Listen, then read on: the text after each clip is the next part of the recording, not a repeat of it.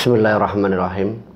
Assalamualaikum warahmatullahi wabarakatuh. Alhamdulillah wa syukurillah, la haula wala quwata illa billah, amma ba'd. Terima kasih untuk kalian yang sudah dukung channel kami, yang sudah support channel Sunyi Sepi. Terima kasih untuk kalian yang sudah komen, yang sudah like, yang sudah mengirim cerita-cerita di channel Sunyi Sepi ini. Terima kasih untuk semuanya. Dan semoga sampai saat ini kita selalu dirahmati Allah Subhanahu wa Ta'ala, selalu dalam lindungan Allah Subhanahu wa Ta'ala, diberikan kenikmatan, dilancarkan rezekinya, dimudahkan dalam segala urusan, dan dimuliakan derajatnya fid dunya wa dunya wal akhirah. Amin amin ya rabbal alamin. Kali ini saya mendapatkan satu kisah pengalaman hidup dari salah satu pedagang mie ayam, yaitu datangnya dari Mbak Ratih. Mbak Ratih ini mengalami satu peristiwa yang membuat Mbak Ratih itu benar-benar terkejut dengan apa yang harus dia hadapi saat itu, dengan jualan mie ayamnya yang begitu dikenal dari satu kampung sampai melebar ke kampung yang lain. Ini membuat di kampung-kampungnya ini rame-rame berjualan mie ayam. Nah, yang dialami Mbak Ratih waktu itu bukan soal saingan dagang yang banyak seperti menjamur lah. Itu banyak orang-orang yang rame-rame jualan seperti dirinya, yaitu dagang mie ayam. Mbak Ratih itu tidak pernah berpikir kalau dagangannya itu bakal sampai rugi ataupun sampai berkurang rezekinya. Karena Mbak Ratih itu ya orangnya simpel. Tapi ada satu kejadian yang harus dialami Mbak Ratih, itu hampir 1 bulan lamanya. Jadi gini, Mbak Ratih dulu itu bukan pedagang mie ayam. Di tahun 2010 Mbak Ratih ini seorang penjahit, bahkan dibilang kuli obras lah. Dia itu seorang obras. Nah, dengan hasil yang seperti itu, hasil yang pas-pasan dengan ketiga anaknya, sementara anaknya waktu itu masih sekolah semua, suaminya yang bekerjanya sebagai penjahit, dirasa kurang bisa mencukupi ketiga anaknya. Nah, satu waktu di tahun 2010 itu kompleksinya itu mengalami masa-masa krisis yang tidak begitu banyak yang namanya pekerjaan dari suaminya ataupun dari Mbak Ratih sendiri.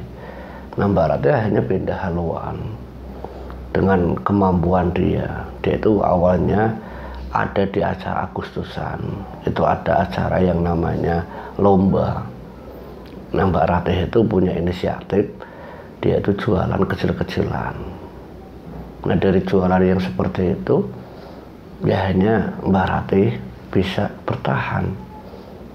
Yang tadinya itu nyerangnya cuma buat Agustusan, buat anak-anak yang sedang ikut lomba, ada yang lomba bola, ada yang lomba ini. Nah, Mbak Ratih itu merasakan hasil dari yang namanya usaha atau dagang. Nah, satu waktu ada orang yang bilang, Mbak Ratih, ini tempatnya kan enak, coba sih Mbak, sampean buka aja dagang ini, dagang itu. Tapi Mbak Ratih enggak. Nah, satu waktu ada orang yang bilang seperti itu, Mbak Ratih akhirnya berpikir lagi, gimana kalau misalkan saya jual mie ayam. Nah, awal dia jualan mie ayam itu tidak sengaja sebenarnya. Dia tidak sengaja ya karena hanya sekedar iseng-iseng dengan alat yang seadanya, dengan panci yang seadanya, dengan baskom yang seadanya, bukan yang seperti mie ayam sekelas yang lain. Karena jualan dia itu ya waktu itu harganya itu harga anak-anak, bukan jualan untuk orang-orang dewasa. Harga mie ayam itu 7.000 atau 6.000 atau 8.000, itu bukan. Harganya ya harga anak-anak 2.000, 3.000. Ya mie ayam anak-anak gimana. Tapi lama-kelamaan di tahun 2010 itu dari yang 3.000 sampai 4.000 itu satu waktu dinaikkan harganya, karena ya memang satu mie ayam yang satu itu dibagi menjadi 2. Itu awal Mbak Rati. Nah karena banyak orang yang pesan, Mbak itu mie ayamnya satu aja Mbak, jangan dipotong, terus ayamnya ditambahin. Tapi Mbak Rati bilang sama pelanggannya, itu tapi harganya 2 kali lipat, gimana? 6.000. Ya enggak apa-apa Mbak, yang penting kan rasanya nggak berubah. Nah, hanya Mbak Rati dengan apa yang dia punya seadanya, dia kumpul-kumpulkan hasil dagangannya, dia beli alat panci, dia beli kompor, dia beli ini warung atau kios, warung atau lapak dagangan mie ayamnya itu bukan lapak tempat yang sudah layak pakai, enggak. Ya masih bentuknya itu terpal, kecil. Itu benar-benar dari nol Mbak Rati. Nah sampai di tahun 2011, 1 tahun dia ngeluti usaha-usaha kecil-kecilan ini sampai usahanya itu berkembang. Nah berkembangnya usaha Mbak Rati ini sampai 1 tahun itu dia mampu membuat orang-orang di sekitar itu ya iri terhadapnya, iri sama Mbak Rati. Ya bagaimana ndak iri?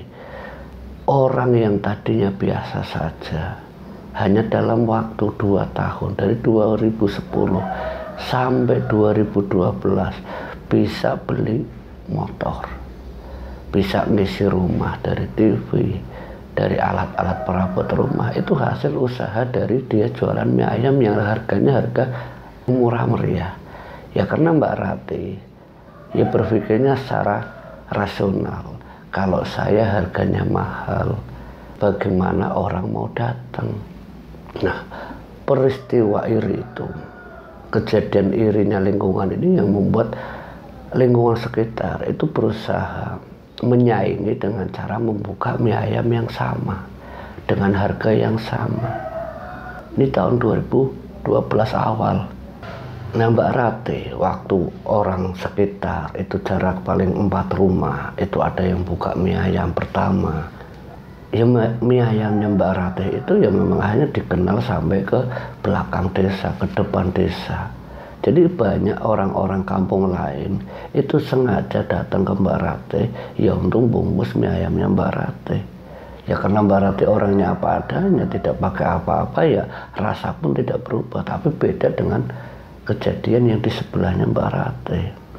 Karena setiap hari buka jam 11 siang, itu jam 3 sore Mbak Rati sudah kelar, sudah habis.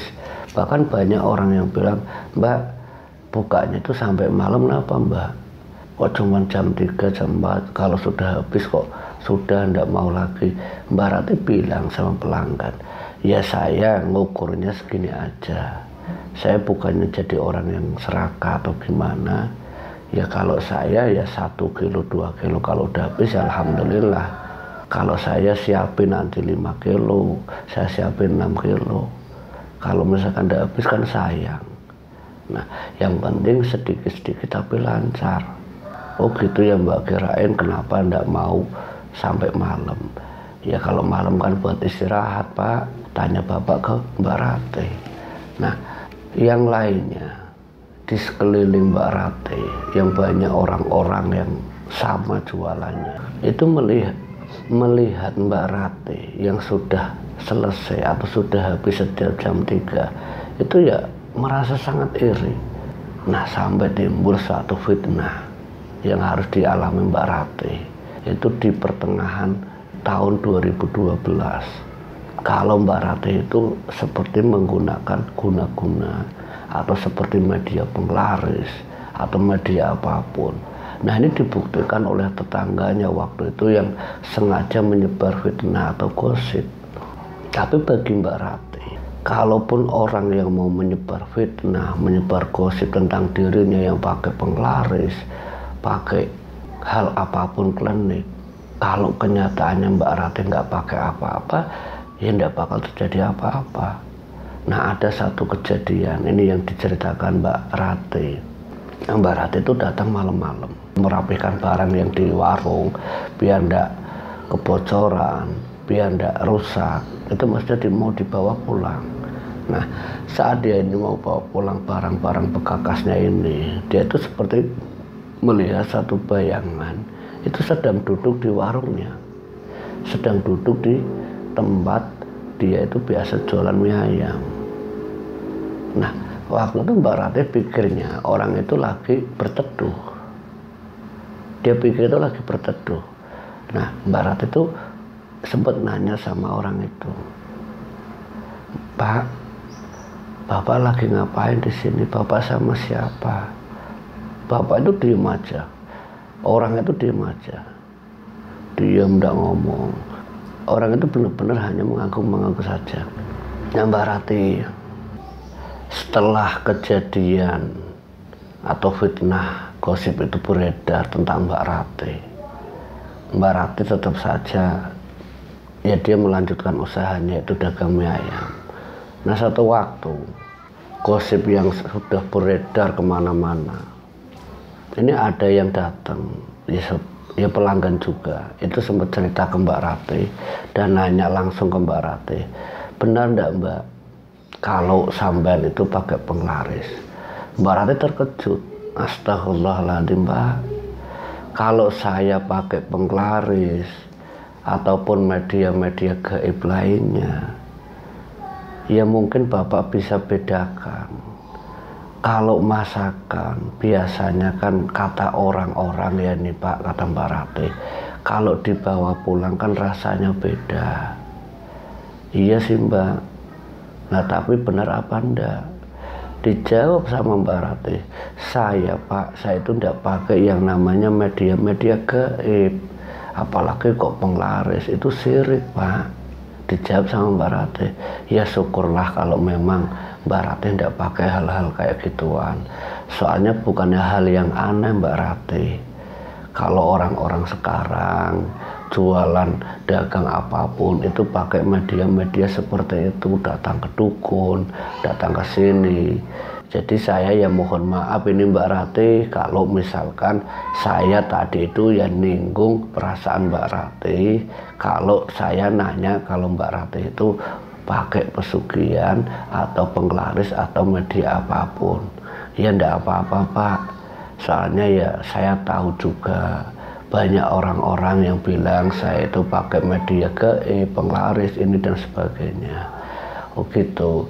Nah gini aja Mbak," kata orang tua tadi yang lagi pesan mie ayam sembari ngobrol sama Mbak Ratih, "Kalau memang Mbak Ratih tidak pakai kayak gitu, ya coba sih Mbak Ratih lakukan hal-hal yang kiranya membuat orang-orang itu ya tidak curiga." "Maksudnya gimana Pak?" "Ya tidak curiganya kan kayak gini, saya datang ini juga sedikit curiga sama sampean Mbak Ratih." "Maksudnya curiga gimana Pak sampean sama saya?" Kata Mbak Ratih, "Ya curiganya saya, ya kok dengar-dengar Mbak Ratih itu buka jam 11 sampai jam 3 sore, itu kadang sudah habis, kadang tidak nyampe jam 3, kadang tidak nyampe jam 5 sore, itu semuanya udah habis." Nah, Mbak Ratih jawabnya, "Ya itu memang sudah rezeki Pak. Kalau pas lagi rame ya rame, kalau pas lagi sepi ya sepi. Oh namanya juga rezeki, tidak bisa diukur." "Oh begitu ya Mbak," kata orang tua tadi sembari Mbak Ratih nyodorkan mangkok yang sudah terisi mie ayam. "Silahkan Pak dimakan." Obrolan itu sesaat terhenti. Nah selesai bapak tadi makan mie ayam, nah cerita lagi sama Mbak Ratih, "Mbak Ratih, ini benar-benar Mbak Ratih tidak pakai penglaris?" "Iya Pak, benar saya tidak pakai apa-apa, tidak pakai hal apapun." "Ya syukurlah, nanti saya bilang ke orang-orang kalau memang Mbak Ratih itu tidak pakai kayak gitu." Kata Mbak Ratih, "Tidak usah Pak, biarkan semua itu ya tergantung nanti. Kalau Allah berikan petunjuk lewat saya, kalau memang benar ya benar, kalau salah ya salah. Itu semua akan dijelaskan, dan siapapun yang sudah menyebarkan fitnah ke saya pasti juga bakal kena imbasnya sendiri." Ya syukurlah Mbak Ratih kalau pikirannya seperti itu. Ini satu orang. Nah ada orang yang datang lagi, mungkin beberapa hari setelah bapak tadi, ini ada orang yang datang dari kampung sebelah. Itu sudah lama menjadi pelanggannya Mbak Ratih. Usianya itu ya usia 30-an, masih muda lah. Nah dia itu cerita ke Mbak Ratih, Mbak Ratih, ini apa benar Mbak Ratih itu pakai penglarisan? Kok sampean nanya kayak gitu ke saya sih Mas? Kata Mbak Ratih. Ya soalnya gini Mbak Ratih, sudah terdengar itu banyak sekali yang cerita kalau mie ayamnya Mbak Ratih itu pakai pengasian, pakai pesugihan, pakai penglarisan atau media apapun gaib. Nah yang dikhawatirkan orang-orang Mbak, itu seperti menjadi runtunan atau seperti menjadi hal-hal yang kiranya mereka itu ingin mencoba seperti sampean. Nah sampean itu kan ya saya tahu Mbak Ratih ya, sampean itu kan dari nol dulu, sampean Agustusan ya jualannya kayak gimana. Mbak Ratih, sampean gini aja, saya ini pernah ngalami satu hal yang mungkin sampean juga alami saat ini. Mungkin 3 tahun yang lalu istri saya itu pernah jualan, tapi bukan mie ayam seperti Mbak Ratih. Itu jualan-jualan ya kecil-kecilan di sekolahan. Jualannya itu ya tadinya kecil-kecilan, tapi lama-kelamaan ya kebutuhan anak-anak sekolah itu saya cukupi. Nah ini orang-orang sekitar itu bilangnya saya punya tuyul lah, saya punya inilah. Tapi ya kalau bagi saya waktu itu, saya itu tidak pernah yang namanya berpikir yang negatif. Terserah orang mau bilang saya ini, saya itu, saya hanya pasrah saja. Dan waktu itu gini Mbak Ratih, saya terus terang minta petunjuk sama yang di atas, yaitu siapa? Ya Allah Subhanahu wa Ta'ala. Mbak Ratih nanya, petunjuk gimana Mas? Ya minta petunjuk lah lewat sholat atau lewat apa. Kata pemuda tadi, Mbak Ratih udah pernah coba belum? Ya saya belum pernah Mas. Kalau malam ya saya kalau capek ya istirahat. Ya gini aja Mbak Ratih, coba ya, mungkin dengan ikhtiarnya Mbak, coba lakukan sholat hajat berturut-turut selama 1 minggu. Ya biar jelas, biar terang. Kalau memang Allah mengizinkan dengan hajatnya sampeyan yang diijabah, ya dikabulkan permintaannya, semuanya akan terjawab. Siapa di balik dalang yang memfitnah sampeyan? Siapa yang telah membuat gosip ini, membuat fitnah kesampean itu benar-benar sampai ke kampung-kampung sebelah, ke orang-orang yang datang ke sampean, yang tadinya setiap hari pesan mie ayam, yang setiap minggu seminggu sekali. Mungkin sampean juga merasakan kan kalau warung mie ayamnya sampean ini kurang ramai. Ya bagi saya Mas, ramai atau tidaknya, ya bagi saya itu rezeki. Kalau memang rezeki saya, ya bakal balik. Kalau memang bukan rezeki saya, mau buka jam 8 pagi, mau buka sampai jam 9 malam juga, kalau memang tidak laku ya tidak laku. Karena saya tidak pernah berharap lebih dari apa yang saya ikhtiarkan. Yang penting saya udah berusaha. Kalau memang rezeki saya cuma segini, ya saya terima segini. Ya syukurlah Mbak Ratih kalau memang Mbak Ratih orangnya kayak gitu. Nah Mbak Ratih melanjutkan, masalah sholat hajatnya gimana Mas? Ya sholat hajatnya biasa. Nah singkat ceritanya, setelah mendapatkan saran dari orang tadi, yang dari pemuda tadi, Mbak Ratih itu memulai sholat hajatnya sampai 1 minggu. Dia meminta petunjuk agar ya semua yang menjadi benar ya dibenarkan, yang salah itu ya diperlihatkan. Seminggu setelah sholat hajat dilakukan Mbak Ratih, beberapa harinya, mungkin kisaran 5 hari setelah sholat selesai, sholat hajat dilakukan 1 minggu berturut-turut, Mbak Ratih itu kedatangan pelanggan yang tak pernah datang itu sudah lama, yang mungkin dia ingat itu sekitar 1 tahun yang lalu. Dia tuh datang lagi ke tempatnya Mbak Ratih. Nah dia itu cerita ke Mbak Ratih, Mbak Ratih gimana kabarnya? Warungnya kayaknya tambah rame aja. Ya alhamdulillah Kang, masih rame. Mbak Ratih, maaf ya, ini benar ndak Mbak Ratih kalau gosip-gosip yang beredar itu kalau sampean ini kan katanya pakai penglaris atau hal-hal yang lain? Iya Kang, saya dituduh kayak gitu. Nah sampean ngerasakan ndak kalau sampean itu mungkin akhir-akhir ini sampean ngerasakan ada yang beda? Maksudnya gimana Kang? Beda gimana? Ya bedanya ya mungkin sampean setelah beberapa hari ini atau mungkin minggu-minggu kemarin atau bulan-bulan kemarin itu dagangannya itu agak sepi atau rame. Nah Mbak Ratih itu sembari berpikir dia itu selama mendapatkan petunjuk dari orang yang kedua disuruh sholat hajat, memang usaha mie ayamnya itu sedikit berkurang pendapatannya dan sering yang namanya ya buang mie ayam ya karena dia tidak mau jual makanan yang sudah basi. Nah dia itu cerita sama orang tadi, iya sih Kang, mungkin minggu-minggu ini baru kemarin-kemarin saja saya itu yang ngalami hal-hal yang ya menurut saya itu wajar saja, yang namanya rezeki Kang, kadang ramai kadang sepi. Tapi kok seminggu ini memang saya sering buang makanan. Loh kok kenapa dibuang Mbak, kata pelanggan tadi. Ya gimana Kang, kalau saya tidak buang apa saya harus jual lagi? Ya kan tidak mungkin juga, itu kan makanan-makanan matang.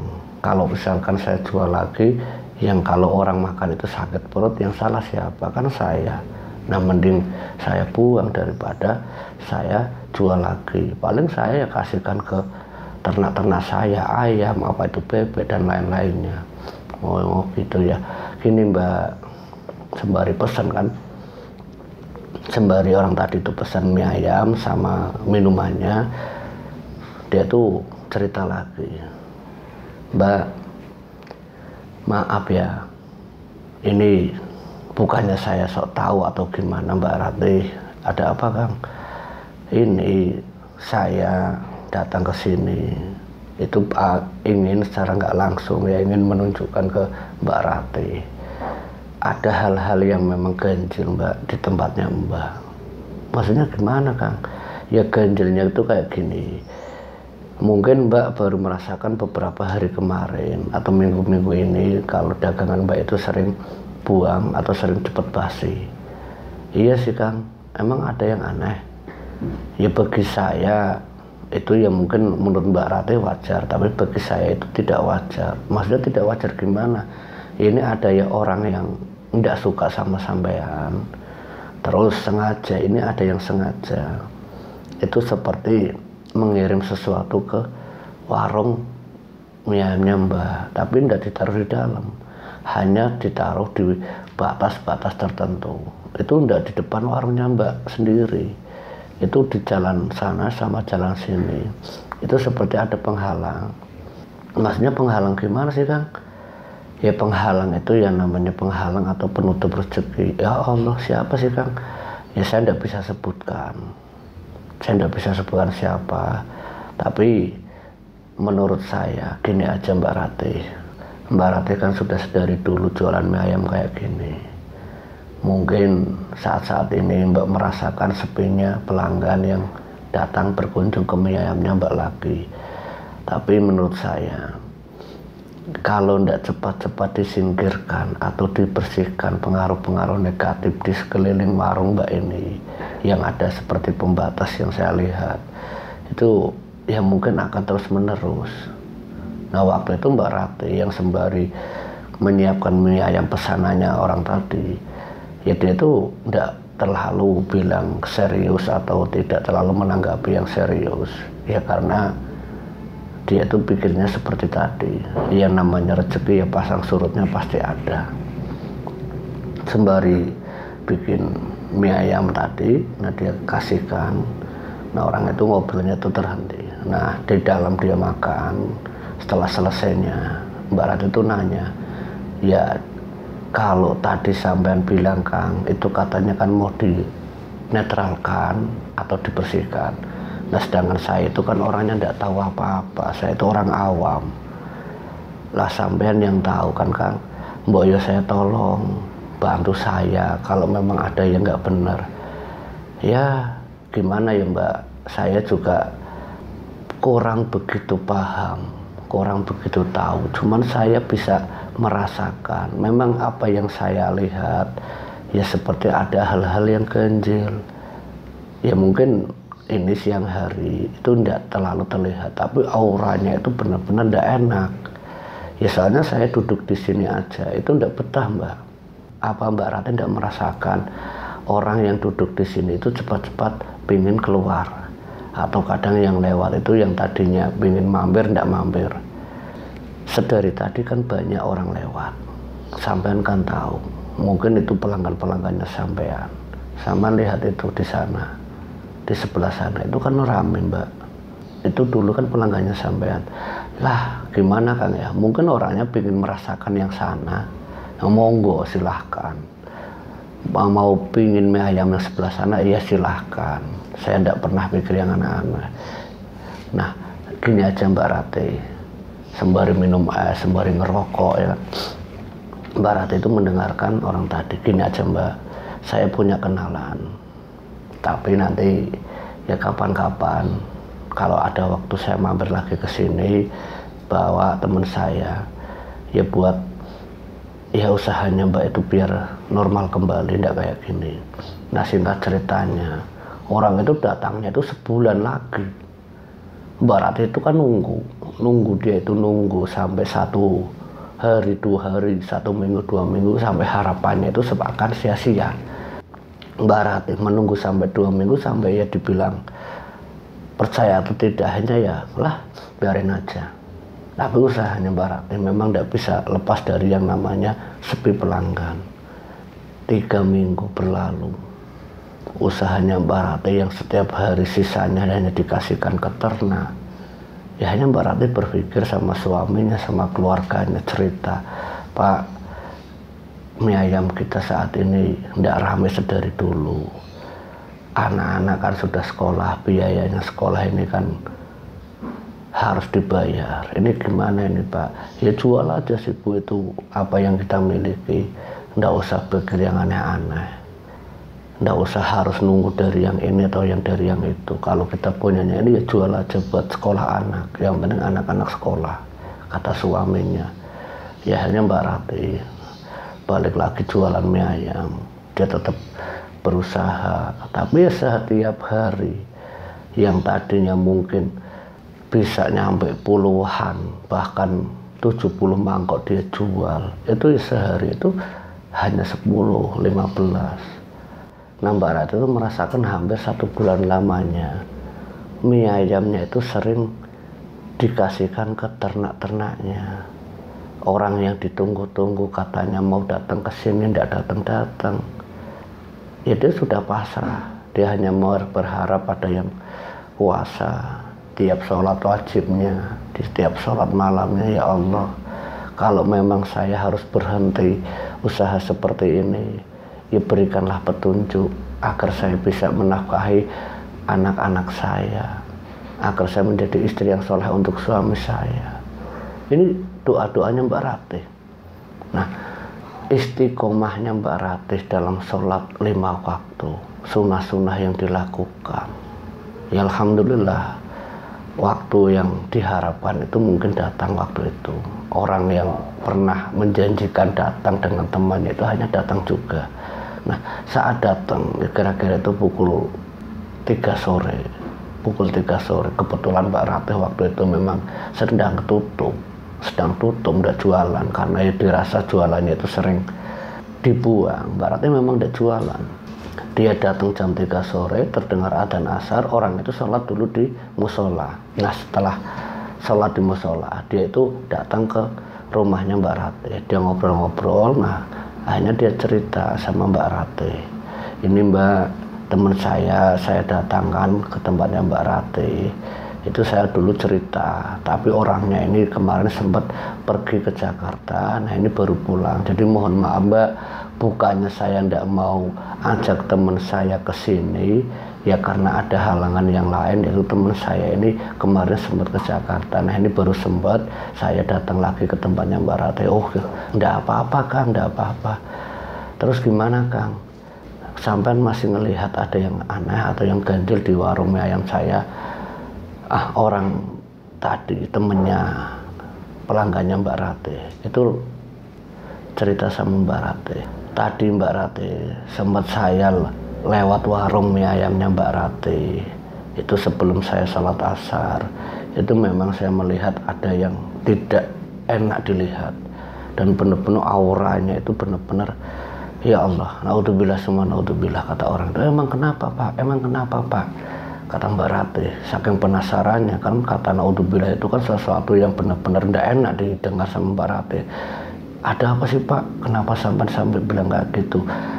Ya gini sih Mbak Ratih, soalnya apa yang saya tahu, apa yang saya lihat tadi itu kok seperti bangkai mayat, seperti terlihat sosok mayat. Nah mayatnya yang saya lihat itu bukan sosok yang benar-benar orang meninggal seperti biasa. Ini seperti orang yang mati penasaran. Astagfirullah, lah kok bisa sampai kayak gitu Pak? Ya ini yang saya lihat. Apa mungkin ada orang yang sengaja menaburkan tanah kuburan yang diambil dari orang-orang yang meninggalnya itu secara tidak wajar. Ini saya melihat Mbak Ratih itu bukan di depan warung mie ayamnya Mbak Ratih, tapi di antara kanan kirinya itu seperti hal-hal kayak gitu. Dan itu hanya apa, pengaruh negatifnya itu sampai ke warung mie ayamnya Mbak Ratih. Ya mungkin pengaruh seperti itu, ya hawanya pun ya seperti hawa makam Mbak, sepi lah. Kok bisa seperti itu sih Pak? Emang siapa? Wallahu alam. Yang penting gini aja Mbak Ratih, semoga Allah mengizinkannya. Kita tidak perlu mengembalikan sihir atau orang-orang yang sudah syirik sama Mbak Ratih, yang sudah iri sama Mbak Ratih. Tapi ya kita berdoa saja.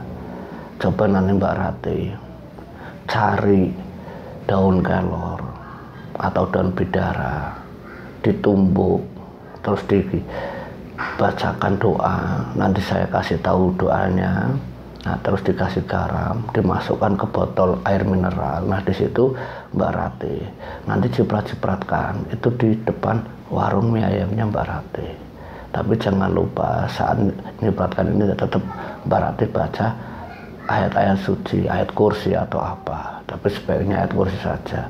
Nah setelah orang itu menjelaskan semua apa yang dijelaskan sama Mbak Ratih, nah orang itu pun akhirnya duduk di depan warung mie ayamnya Mbak Ratih, padahal warung itu sedang tutup. Nah menurut Mbak Ratih, waktu temennya Mbak Ratih atau orang atau pelanggannya Mbak Ratih ini sedang duduk di depan warung yang tidak buka, Mbak Ratih ini mencoba agar tidak ada kecurigaan. Mbak Ratih meminta, Kang, gimana kalau nanti saja sama suami saya kalau sudah pulang, nanti sampean duduk-duduk di sini, jadi tidak ketahuan kalau sampean itu lagi ngapa-ngapain. Ya soalnya saya tidak mau ada fitnah setelah ini lagi. Warung saya tutup kok sampean duduk di warung saya. No, sebaiknya nunggu sore aja, nunggu suami saya pulang dari kerjaan. Oh ya Mbak Ratih, maaf ya Mbak, kata pelanggan tadi. Singkat ceritanya, kurang lebih itu hampir jam 5 sore, suaminya pulang. Suaminya setelah sholat asar, mandi dan sebagainya, jam 5 lebih ini, suaminya Mbak Ratih, terus 2 orang tadi, pelanggannya sama temennya, itu duduk di warung yang tidak buka.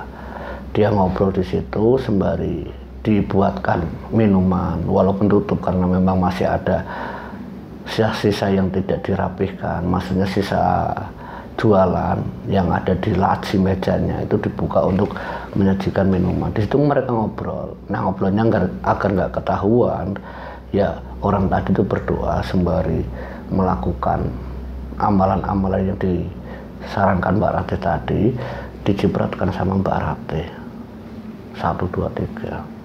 Nah Setelah kejadian itu, setelah pemagaran gaib, setelah pengusiran santet atau peleburan santet atau sihir apapun yang sudah mengganggu, yang sudah mengelilingi, yang membuat aura negatif itu ada di sekeliling warung mie ayam Mbak Rati, alhamdulillah binillah, semua karena izin Allah. Ya kondisinya itu seperti berubah seketika. Banyak orang yang lewat, "Weh Mbak Rati, kok tutup Mbak? Kapan bukanya Mbak?" Itu saat mereka itu lagi ngobrol. Itu seperti berubah seketika. Orang yang tadi lewat mondar mandir itu tidak ada yang nyapa, tapi setelah selesai dicipratkan, setelah selesai amalan atau doa itu dilakukan, orang-orang yang lewat hampir maghrib itu nyapa Mbak Rati semua. Mbak Rati, lama nggak jualan Mbak, kapan Mbak buka lagi?" Bingung Mbak Rati, loh kok orang bilang kalau saya itu lama ndak buka. Mbak Rati liburan ya sebulan kok ndak buka, itu kemana aja Mbak Rati? Mbak Rati cuma apa ya, bisa mengelus dada. Ya Allah, kok orang melihat saya itu ndak jualan. Nah dia nanya sama pelanggannya, "Kang, maksudnya orang-orang tadi lewat itu apa? Kok saya kok bilangnya ndak buka, itu gimana ceritanya?" Nah itu Mbak, dulu saya kan pernah bilang sama sampean, ini ada di antara kanan kirinya Mbak Rati, warung mie-nya itu ada pembatas yang membuat orang itu seperti tertutup. Aura negatifnya itu seperti menutup warung mie ayamnya Mbak Rati. Ya wajar saja kalau misalkan Mbak Rati sering buang makanan atau jualannya Mbak Rati untuk ternaknya. Ya karena memang banyak orang yang tidak melihat. Sama bukannya tadi menyaksikan sendiri, beberapa orang, bukan cuma satu loh Mbak Rati, itu ada berapa orang yang lewat. Mbak Rati sama orang yang lagi ngobrol, itu ada orang yang mampir. "Hai Mbak Rati." "Oh iya Mbak, kenapa?" "Mbak Rati buka?" "Enggak."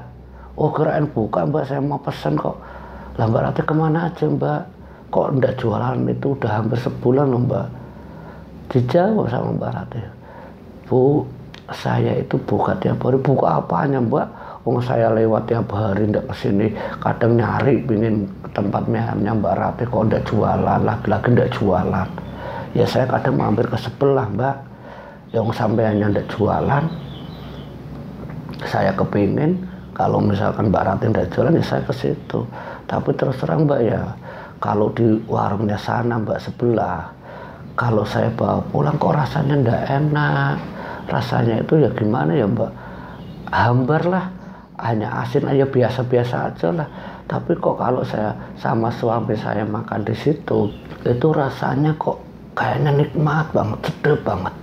Tapi kalau dibawa pulang, maksud saya kan gini Mbak Rati ya, saya kan kepingin bungkus buat anak-anak. Nah terus saya cicipin, kata anak-anak kok, "Mah, ndak enak mah, nah ndak enak, anyup asin, ndak jelas mah," ndak dihabiskan sama anak-anak mie ayamnya itu. Padahal saya sama suami saya ngerasakan mie ayam itu enak banget, sedap banget. Nah waktu Mbak Rati itu ditanya sama orang itu, karena dia ndak jualan, nah orang itu kan beli mie ayam di sebelah. Nah di sini ada suami, ada orang tua tadi, ada Mbak Rati, ada orang yang biasa pesen. Ini kan ayam, orang itu pergi ke warung sebelah buat beli mie ayam. Nah dia balik lagi ke tempat Mbak Rati ya. Dia tuh balik lagi, "Mbak, maaf ya, kapan kira-kira buka Mbak, saya kesini lagi." Ya mungkin 2 atau 3 hari lagi lah, insya Allah saya buka lagi mie ayamnya.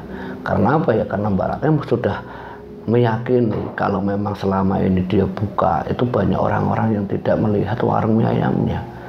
Ya dia jawab sama pelanggan tadi, ya kira-kira 2 atau 3 hari nanti saya buka lagi. Ya udah Mbak, nanti saya kesini lagi. "Mbak, itu bungkus mie ayam?" "Iya." Ini pertanyaan dari orang yang di sebelah suaminya, praktisi itu. "Bu, maaf ya Bu, Ibu beli mie ayam itu di sana?" "Iya Mas, kenapa?" Bu, maaf ya, itu mie ayam benar?" "Iya Mas, kenapa?" "Bu, Ibu bungkus berapa? 3? "Iya, buat anak-anak sama suami saya."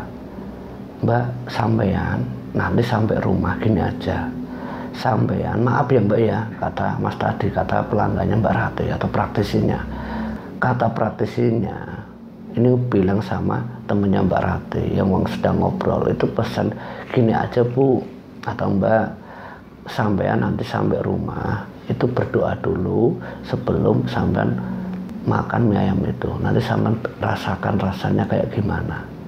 Kalau memang rasanya masih enak ya silahkan, kalau rasanya nanti aneh ya nanti sampaikan ke Mbak Rati. Maksudnya gimana Mas? Ya Mbak rasakan aja sendiri.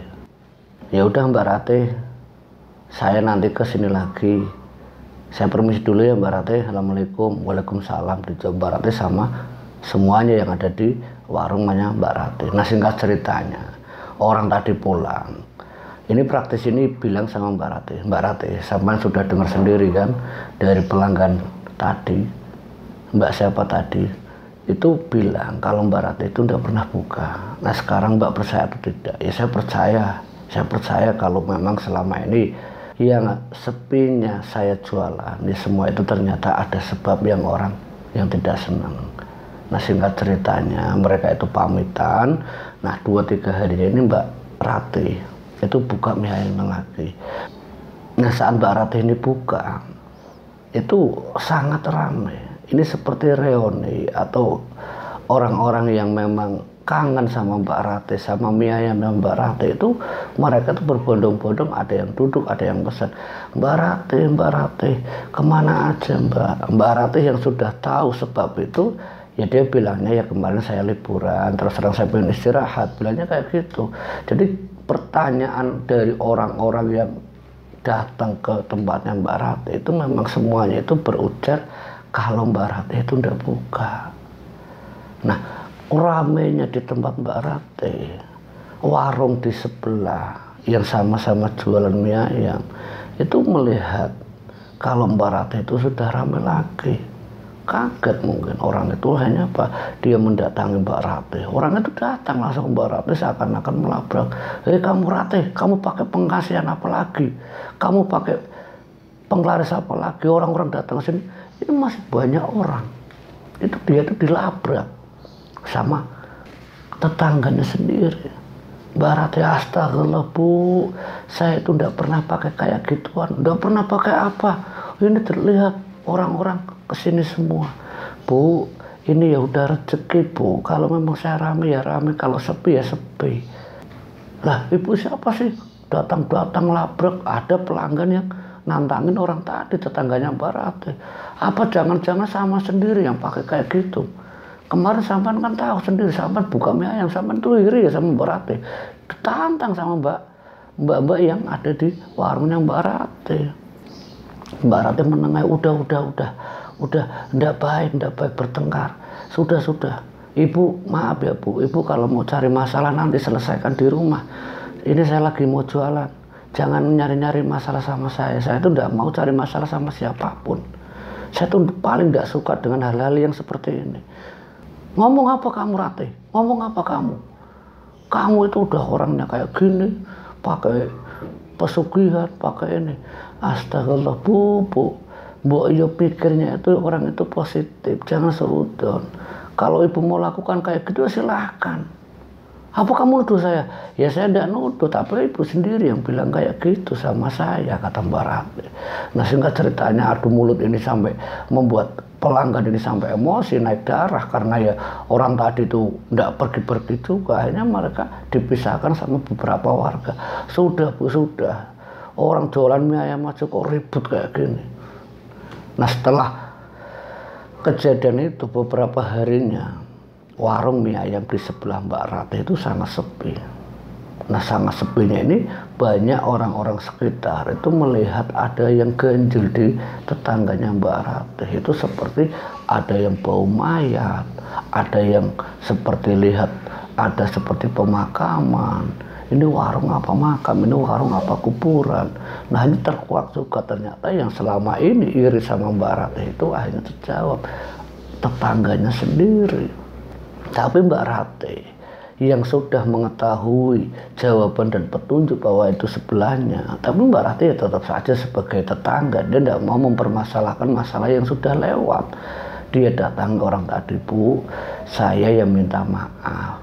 Padahal Mbak Rati ini yang dibuat sengsara oleh orang itu, tapi malah Mbak Ratih yang datang meminta maaf sama ibu-ibu yang melabrak Mbak Ratih. Bu, saya minta maaf ya kalau saya sudah membuat ibu seperti ini.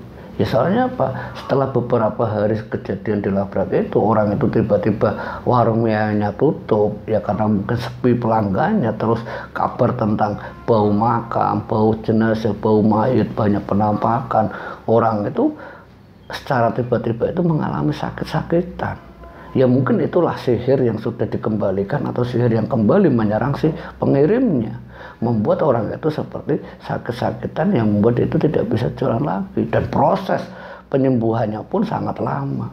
Mbak Ratih cerita sama kita kalau tetangganya itu hampir setengah tahun itu hanya ada di tempat tidur. Ya keadaannya pun memprihatinkan. Banyak orang-orang yang sedang menjenguk tetangganya itu katanya itu melihat raut wajahnya itu seperti orang yang sudah meninggal, pucat, padahal ya orangnya masih hidup. Nah ini pengalaman Mbak Ratih yang melihat tetangganya sendiri itu yang ternyata melakukan sihir terhadap Mbak Ratih. Jadi pengalaman tersebut ini dibagikan ke kita di Jalan Sunyi Sepi, semoga menjadi wawasan ya agar kita itu jangan melakukan hal-hal negatif seperti tetangganya Mbak Ratih. Semoga kisah ini menjadi wawasan dan pengetahuan untuk kita. Akhir kata, wallahu muwaffiq ila aqwamit thoriq. Wassalamualaikum warahmatullahi wabarakatuh.